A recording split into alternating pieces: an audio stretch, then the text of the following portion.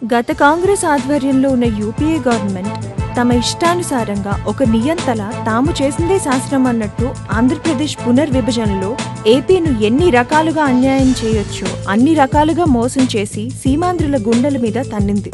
అలాంటి సమయంలో అప్పటి ప్రతిపక్ష నేత, నేటి గౌరవ ఆంధ్రప్రదేశ్ ముఖ్యమంత్రి చంద్రబాబు నాయుడు భారతీయ జనతా పార్టీతో ఎన్నికలలో పొత్తు కుదుర్చుకుని రాజధాని నిర్మాణం కోసం సుమారు 5 లక్షల కోట్ల రూపాయలను ఖర్చవుతుందని, కేంద్రంలో భాజపాను ఇక్కడ టీడీపీను గెలిపించడం ద్వారా రాజధానికి కావలసిన నిధులు కేంద్రం నుండి తీసుకువచ్చి సింగపూర్ లాంటి రాజధాని నిర్మిస్తానని ఎన్నికల్లో వాగ్దానం చేయగా, ప్రజలు అప్పటికే రాజధానిని కోల్పోయిన బాధలో హైదరాబాద్ ను మించిన రాజధాని కావాలంటూ టీడీపీకి, బీజేపీకి అఖండ మెజారిటీని కట్టబెట్టారు.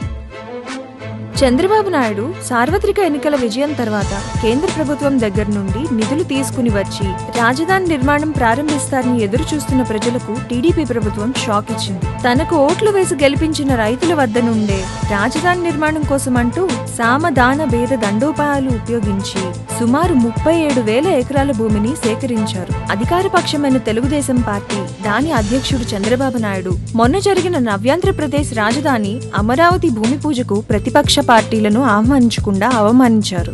ఒక అద్భుతమైన రాజధాని నిర్మాణం అనేది 2 లేక 3 సంవత్సరాల్లో జరిగే పని కాదు. అది కొన్ని దశాబ్దాల పాటు నిర్విరామంగా జరగాల్సిన యజ్ఞం. ఇలాంటి కార్యక్రమాలకు ఆంధ్రప్రదేశ్లోని ప్రతిపక్ష పార్టీలతో పాటు మిగిలిన అన్ని రాజకీయ పార్టీలను మరియు రాష్ట్రానికి సంబంధించిన ముఖ్యమైన వ్యక్తులను ఆహ్వానించడం ద్వారా అందరినీ ఏపీ అభివృద్ధిలో భాగస్వాములను చేసినట్లవుతుంది. ఎందుకంటే ఇది ఏ ఒక్క పార్టీ అధికారంలో ఉన్నప్పుడు పూర్తయ్యే పని కాదు. అంతేకాకుండా ఏపీ రాజధాని నిర్మాణం కోసం తమ స్వంత భూములను సైతం ధారపోసిన రైతన్నలను కూడా ఆహ్వానించకుండా ఇదేదో చంద్రబాబు నాయుడు కుటుంబ వ్యవహారం అన్నట్లు చేశారు. ప్రోటోకాల్స్ ని సైతం పక్కన పెట్టి సీఎం చంద్రబాబు నాయుడుతో పాటు అతని భార్య భువనేశ్వరి, కుమారుడు లోకేష్, వియంకుడు బాలకృష్ణులు ఏ హోదాలో భూమి పూజ చేశారు? ఇదేమీ వాళ్ళ ఇంటి భూమి పూజ కాదు కదా.